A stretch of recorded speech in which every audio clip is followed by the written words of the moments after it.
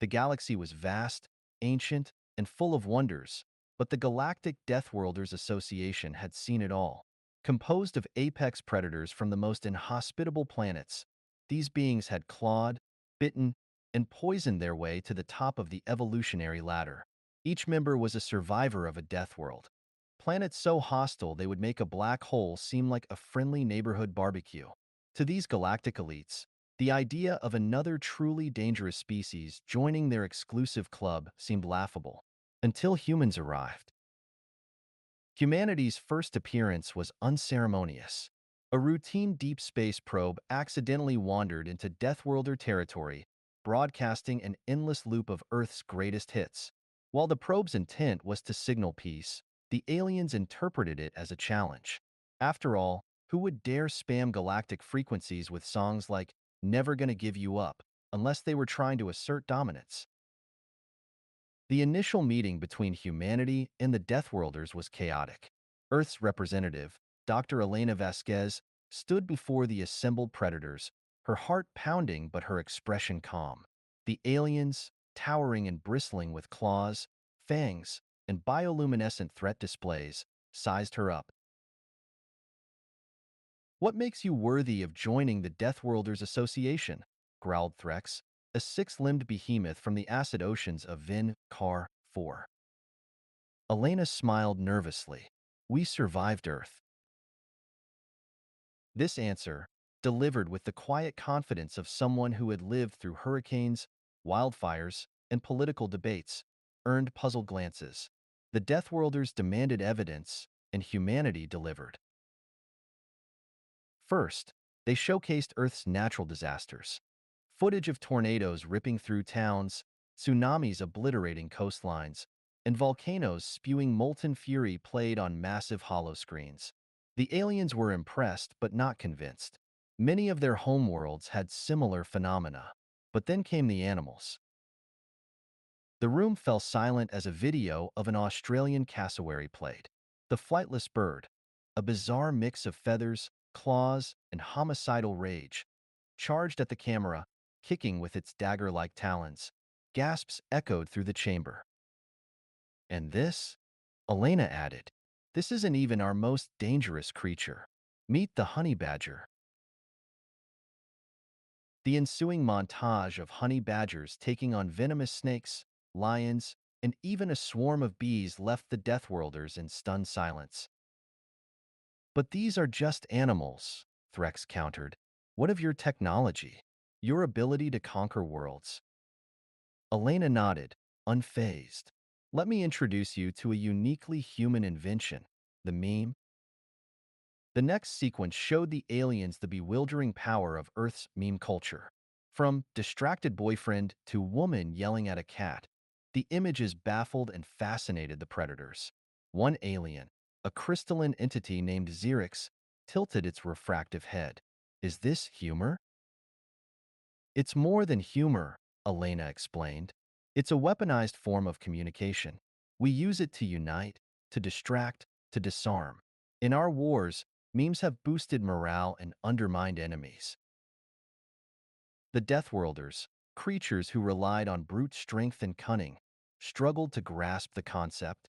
How could something so absurd hold such power? Then came the cats. The final part of humanity's presentation was a deep dive into the enigma of Felis Catus. The aliens watched as cats knocked over glasses, ambushed humans from under furniture, and performed death-defying leaps, only to land gracefully or hilariously fail. The Deathworlders were mesmerized. "These creatures," Elena said, "are both predators and companions.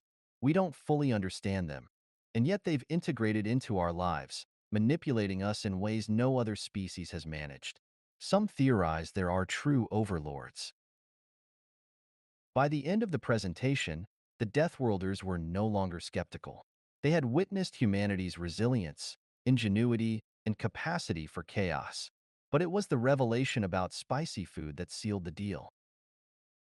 Elena presented a small container of hot sauce. "This is a human delicacy. We eat it for pleasure." A volunteer, a reptilian warrior named Krask, agreed to try the sauce. The resulting scene was a mix of comedy and horror as Krask, whose species could endure molten rock, flailed wildly and guzzled water. You consume this for fun? Krask wheezed. Elena nodded. It's a bonding experience. The Deathworlders voted unanimously to admit humanity. As the meeting concluded, Threx approached Elena. Your species is strange, he admitted, but I see now that danger isn't just about strength or survival. It's about unpredictability, and humans are nothing if not unpredictable. As Earth joined the ranks of the Deathworlders, the galaxy braced itself. They had welcomed a species that thrived on chaos, turned food into weapons, and elevated humor to an art form. In time, the Deathworlders would learn an important lesson. The most dangerous species isn't the one with the sharpest claws or the toughest hide. It's the one that finds a way to laugh in the face of the universe's chaos and invites everyone else to join in. As Earth's membership in the Galactic Deathworlders Association solidified, humanity was called upon to represent the Deathworlders in diplomatic negotiations. This, naturally, was a terrible idea, but it was already too late. The Galactic Council had decided that humanity's chaos and unpredictability were the perfect diplomatic tools. You want us to handle the peace talks with the warlord king of the Slibberpigs? Elena asked, looking at the holographic projection of the Slibberpig ambassador. The creature resembled a massive, slobbering, three-eyed pig with a crown of spikes and a posture that could best be described as casual Friday after an all-you-can-eat buffet. Yes, the council replied. We've heard rumors of your unique negotiating style. We need your human touch. Elena shot a look at her colleagues. I really wish someone had mentioned this before I agreed to participate in these talks. Nevertheless, the meeting proceeded. As Elena and her team arrived at the Slibberpig Royal Palace, they were greeted by the sounds of what could only be described as pig karaoke. The warlord king of the Slibberpigs was currently singing an intergalactic rendition of I Will Survive, but it sounded like a walrus being run over by a space bus. Why do they sing so terribly? Jimmy asked, holding his ears in anguish. Elena shrugged. It's their culture. They think it's beautiful. After an hour of what could only be described as a musical war crime, the actual negotiation began. Elena, armed with her human charm and her love for spicy snacks, walked up to the warlord king, who was still gasping for air after a particularly long high note. I come in peace, she said, smiling. The warlord king of the Slibberpigs eyed her suspiciously, his three eyes blinking in unison. You smell like salsa, he grunted. Elena grinned. It's called hot sauce. Would you like to try some? The king's eyes narrowed. Hot sauce? I've heard of this spicy concoction. Before she could explain further, she took out a bottle of Earth's hottest sauce, Death's Breath, and poured a generous amount onto a platter of deep-fried Slibberpig's favorite snack, space chips. The king hesitated for a moment, eyeing the sauce. I am the warlord king of the Slibberpigs, he growled. I am not afraid of mere spices. And with that, he took a huge bite of the hot sauce-laden chip. For a moment, there was silence. Then, the warlord king of the Slibberpigs collapsed into a heap, roaring in agony. His three eyes bulged as he snorted, gasped, and began running around the palace in what could only be described as a desperate attempt to put out an invisible fire. Elena calmly took a sip of water from her bottle and turned to the stunned delegates from other planets. Negotiations are proceeding well, as you can see, she said with a smile. The warlord king finally staggered back to the table, looking disoriented but somewhat impressed. You humans, he wheezed, you have power. If you can weaponize food, you are indeed worthy allies. The Slibberpigs will join your cause. After the success of the diplomatic talks with the Slibberpigs, Humanity was invited to participate in the most prestigious galactic event of the year, the Galactic Karaoke Championship. The competition was a big deal, and Earth's official representative was none other than Jimmy, the Jet, Thompson, a man who couldn't carry a tune in a bucket. "Are you sure about this?" Elena asked, trying to contain her excitement. "You know, Jimmy, your vocal cords are, well, legendary in the worst way." Jimmy, still traumatized from his last performance, nodded. "I'm ready. I've been practicing my entire life. I watched every single American Idol episode, every season of The Voice. I'm prepared for this." Elena wasn't sure how to explain that watching reality TV wasn't really the same as preparing for galactic stardom, but she refrained. Besides, what could possibly go wrong? The competition began, and the other Deathworlders performed songs in languages that could only be described as screeching harmonics or glacial melodies. Some of the performances were spectacular, others were disturbing, but they were undeniably impressive. Then it was Jimmy's turn. He stepped onto the stage, wearing a t-shirt that read, "I love Earth" in bold letters and a nervous expression on his face. The lights dimmed, the music started, and what followed was, quite possibly, the most offensive thing any of the Deathworlders had ever witnessed. Jimmy began singing, but rather than the expected pitch-perfect performance, he launched into a rendition of Bohemian Rhapsody that sounded like a cat being dragged through a meat grinder. His falsetto was so high-pitched that even the crystalline beings began to vibrate in discomfort. His low notes were so low that nearby planets started receiving distress signals from their seismic detectors. "Is this real?" Threx gasped, covering his ears with all six hands. Xerx's crystalline body started to crack under the strain of Jimmy's voice. "I am not constructed for this." As Jimmy reached the high operatic notes, an alien from the planet Zorbanex, whose species had never experienced sound, fainted. Others started furiously clicking their mandibles and emitting distress signals. But through all the chaos, one thing became clear. The Deathworlders couldn't look away. There was a kind of strange fascination, a magnetism in his disastrous performance. And when Jimmy hit the final, agonizingly high note and held it for a full 5 seconds, the crowd was in awe. Not because it was good, but because it was so terribly captivating. When Jimmy finished, the audience was silent.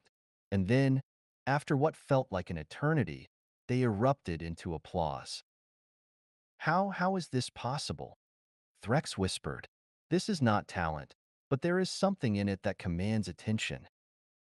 Elena grinned. "That, my friend, is the power of the human spirit. Sometimes we make our own chaos, and people can't look away." Back at Earth's new embassy on the Deathworlder homeworld, a new diplomatic crisis was brewing. The Deathworlders had recently encountered humanity's greatest and most terrible weapon: pranks. It started innocently enough with a whoopee cushion on a chair in the Galactic Council meeting room. But what followed was an escalating series of pranks that left the Deathworlders scratching their heads in confusion and slowly, reluctantly, admiring humanity's dedication to absurdity. Elena's favorite prank involved convincing the Slibberpigs that human sleep cycles were a sacred ritual, one that required total darkness and the consumption of an entire bag of marshmallow fluff before bed.